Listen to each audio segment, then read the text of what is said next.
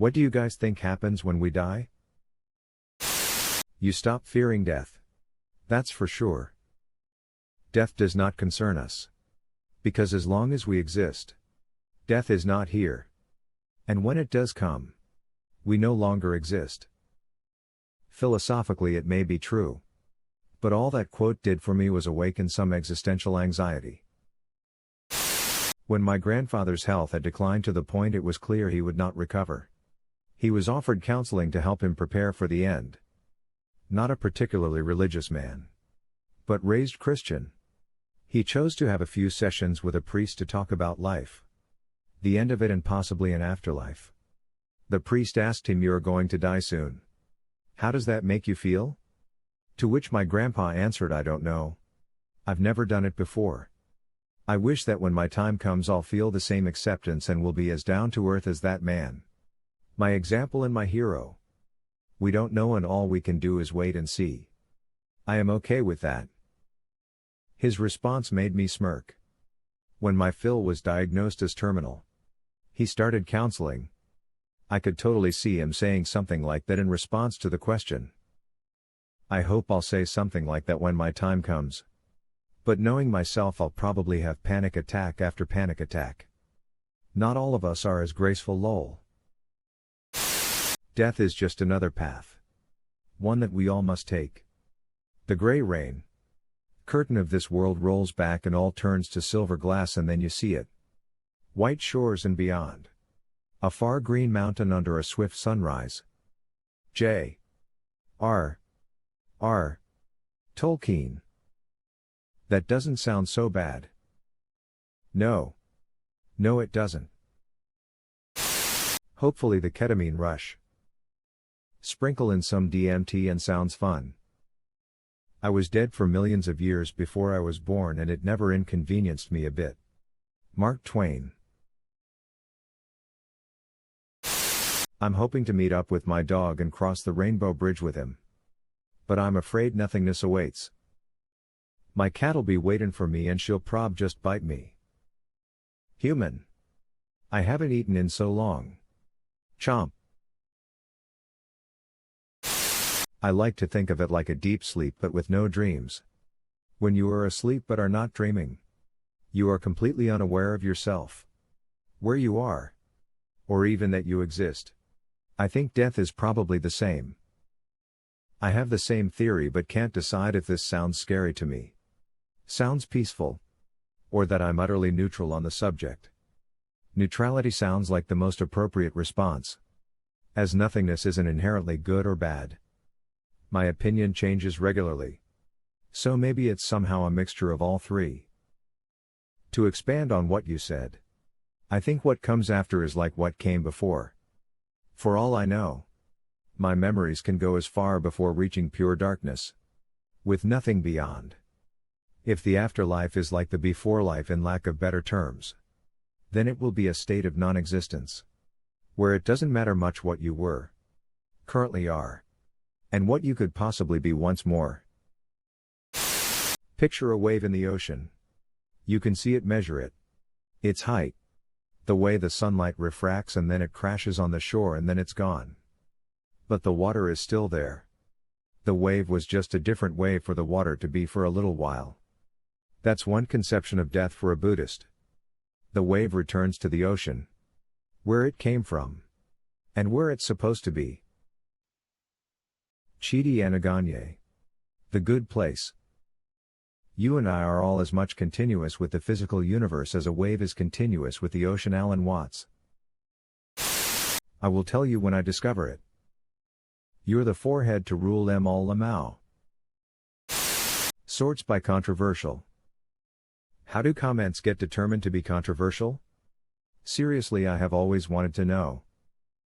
High amount of upvotes and downvotes. I legitimately have no clue at all and don't want to waste time guessing.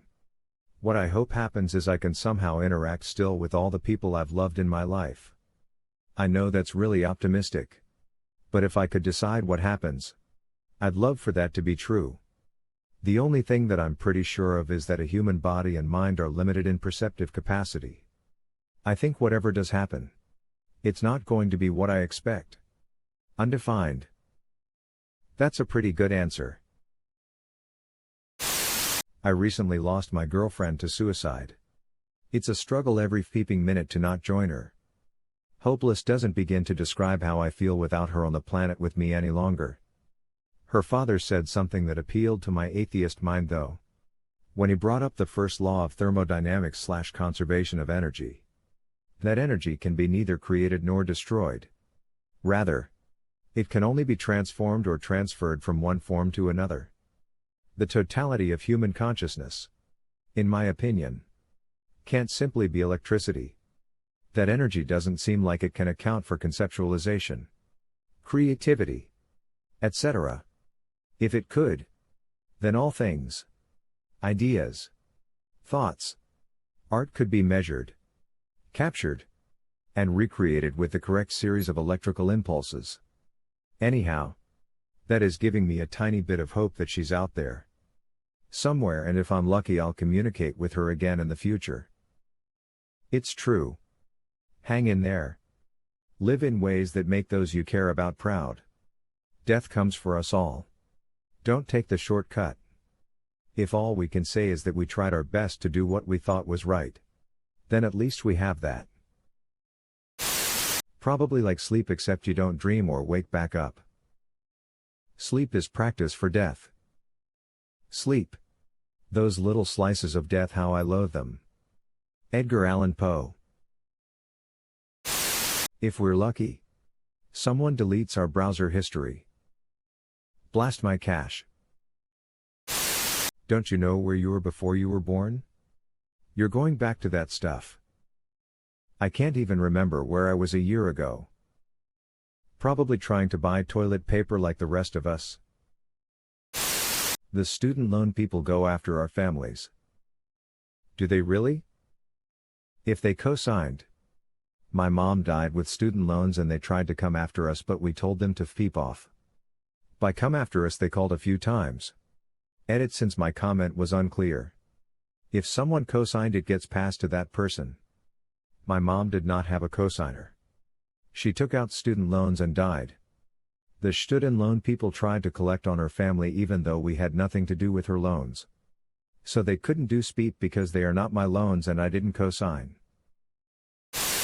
Well, if the good place taught me anything, it's that there's a lot of penis flattening in the afterlife for those that are assholes. All I know is, I don't want to have my ghost penis flattened over and over for eternity. I don't want butthole spiders. Sure, the first time you give someone butthole spiders they're terrified, but then they get used to it and worse. The spiders get bored. I hope I get to see my mom and grandpa. I miss them so much. As my dad was dying, he said out loud, "I'll be there soon." Mom. Mom was what he called his grandma, who basically raised him. He smiled, fell asleep, and only woke up one last time to smile at my mom. Then he stopped breathing at 10:01 a.m. The ones who love us will miss us. Keanu Reeves. Here it is. That's easily the best reply to that question I've ever seen. So I've had several near-death experiences of various kinds: 2 traumatic head injuries resulting in extended loss of consciousness. 1 very close call with strep as a young kid resulting in life-threatening fever, and these definitely inform my view. My experience is that when the body is struggling to hold on to life and basically rerouting all resources to regenerative mechanisms, consciousness kind of dials back in scope. Pretty similarly to certain types of drug trips I've experienced, especially ketamine. When there's any awareness at all within a near-death state, it's not like normal waking consciousness. It's much more rudimentary. You may be aware of colors, sounds, tactile contact, etc. But you tend to lack any conceptual framework for the sensations. You just register a sense, and that's that. The parts of your mind that are normally sorting, categorizing, and putting all that data input together to form consciousness aren't really needed for the task at hand, so they kind of just get out of the way. The nature of experience shifts in the direction of what I can only categorize as more dreamlike. Time seems to become distorted, like in a dream. You might experience what feels like an hour in just a few minutes.